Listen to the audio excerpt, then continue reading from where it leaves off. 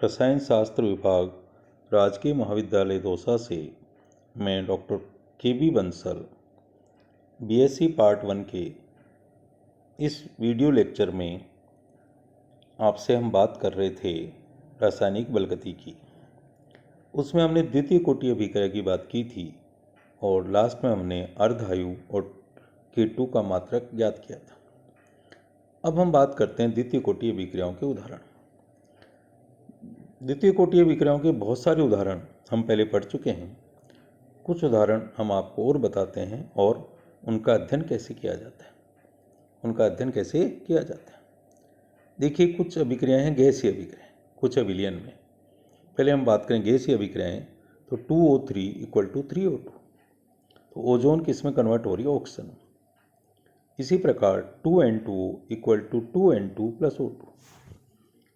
N2O क्या है? Nitrous oxide, जो कि N2 और O2 में विघटित होती है।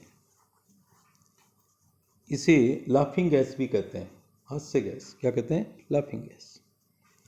एक उदाहरण और है ब्यूटाडाईन का द्वितीयकरण, डाइमराइजेशन ऑफ ब्यूटाडाईन।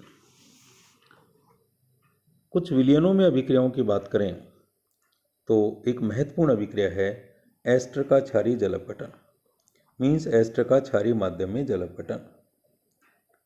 इस अभिक्रिया को हम कहते हैं साबुनीकरण, सैपोनिफिकेशन, क्योंकि इसका जो प्रोडक्ट है वो साबुन की तरह है। सोडियम और potassium salt of fatty acids, RCOONA। आपने पहले पढ़ा था कि एस्टर का अम्लीय माध्यम में जल अपघटन कराते हैं, तो वह एक छद्म कोटि की अभिक्रिया है। किसकी अभिक्रिया है? छद्म कोटि की, क्योंकि उसमें अम्ल जो है वो उत्प्रेरक के रूप में होता है और जल की सांद्रता अधिक होती है। तो कई बार ये परीक्षाओं में या कंपटीशन में बहुत सारे सवाल आता है या वाइवाज में पूछा जाता है इंटरव्यूज में कि एस्टर का अम्लीय माध्यम में जल अपघटन एक प्रथम कोटि अभिक्रिया है और क्षारीय माध्यम में जल अपघटन एक द्वितीय कोटि अभिक्रिया है, क्यों? तो एकदम क्लियर कर लीजिए आप कि अम्लीय माध्यम में जल अपघटन इसलिए प्रथम कोटि की है क्योंकि वहाँ पर H+ उत्प्रेरक है और जो जल है वो अधिक मात्रा में लिया जाता है, इसलिए अभिक्रिया का वेग केवल एस्टर की सांद्रता पर निर्भर करता है।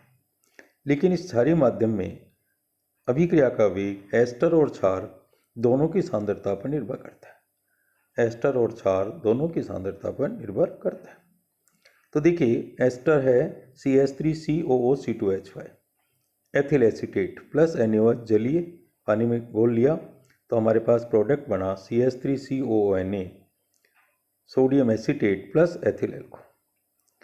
तो अभिक्रिया का वेग बराबर होगा K एस्टर की सांद्रता इंटू क्षार की सांद्रता। तो यहाँ अभिक्रिया की कोटि भी 2 है और अणुसंख्यता भी 2 है। कोटि भी 2 है और अणुसंख्यता भी 2 है।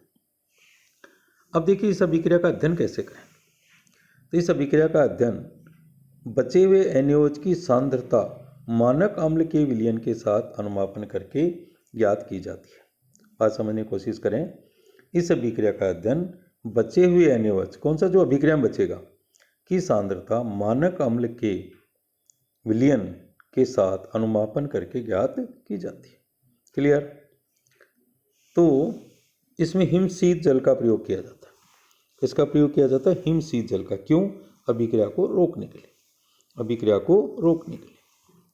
यहाँ जो शुरू में जो है 0 टाइम पर जो रीडिंग आएगी अम्ल का आयतन, वो आएगा V0 = A, प्रारंभिक सांद्रता किसकी? NaOH की या एस्टर की? एक ही बात है। और Vt बराबर होगा A - x, T समय पर सांद्रता किसकी? NaOH की और एस्टर की। क्लियर? V0 बराबर होगा A, प्रारंभिक सांद्रता NaOH की या एस्टर की, और Vt बराबर होगा A - x, T समय पर एस्टर और NaOH की सांद्रता। ये दोनों मान हम K2 में रख करके, हम सूत्र में रख करके K2 का मान ज्ञात कर सकते हैं। तो K2 बराबर होगा 1/T और हमारे पास इंटू A × A - x। तो मान रख दीजिए K2 बराबर 1/T into V0 upon V0 into VT। Clear. अब हम कहते हैं एक बहुत ही इंपॉर्टेंट उदाहरण है पोटेशियम परसल्फेट की KIC क्रिया। तो पोटेशियम परसल्फेट की जब KIC क्रिया होती है तो बनता है पोटेशियम सल्फेट K2SO4। क्या बनता है? Potassium sulphate K2SO4 plus iodine. Clear. यहाँ देखिए समीकरण है K2S2O8 plus 2Ki equal to 2K2SO4 plus I2। इसमें देखिए देखने से आपको तृतीय कोटि अभिक्रिया दिखाई देती है क्योंकि K2S2O8 का एक अणु काम कर रहा है, Ki के दो अणु काम कर रहे हैं, लेकिन यह है द्वितीय कोटि की अभिक्रिया। पहले हम आपको बता दें यहाँ Ki अपचायक है जिसका आक्सीकरण हो रहा है और K2S2O8 आक्सीकारक है, ठीक है, तो इसका अपचयन हो रहा है। क्लियर। यहाँ हम कहते हैं इसको कैसे सिद्ध करेंगे? क्रियाविधि की सहायता से। ये क्रियाविधि देखिए कुछ किताबों में अलग तरीके से समझाई गई है जो ठीक नहीं है, वहाँ पर तो हम आपको जो प्रायोगिक तथ्यों से सही पाई गई है उसी की बात कर रहे हैं। होता क्या है, S2O8 -2 आयन पर सल्फेट आयन पहले Ki से प्राप्त I- आयन से क्रिया करता है और बनाता है S2O8 -3 प्लस आयोडीन का परमाणु। I- ने एक इलेक्ट्रॉन दिया किसको? S2O8 -2 को, और बन गया S2O8 -3। ये धीमा पद है और इसीलिए ये गति निर्धारक पद है। फिर क्या होगा? S2O8 -3 plus I- equal to 2SO4 -2 sulphate ion बन गए प्लस I, अगेन आयोडीन परमाणु बन गया और आयोडीन I मिल करके I2 बनाता है।